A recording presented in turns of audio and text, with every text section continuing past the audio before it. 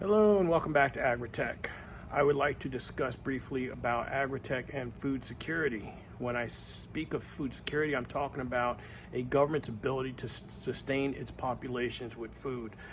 The big topic this year at the G20 in Indonesia was all around food security, and this seems to be the buzz going on how to make agriculture more sustainable, more resistant to global weather conditions, to trade, to tainted food supplies, anything that can disrupt the supply of food.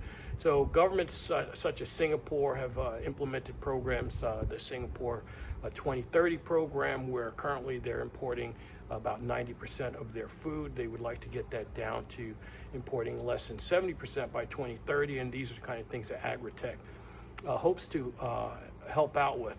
Using AGRITECH's artificial intelligence, not only do we have the traceability program to determine the history of seed to sale and farm to table, but we also collect data for AI purposes so that we can take the best practices from any of the farms that we are currently contracted with, collect that data and deploy that data. We call that our agriculture in a box. So if you can imagine, we have a great process to grow a certain crop here in Thailand, and we want to deploy that someplace in Africa or in Singapore or someplace else.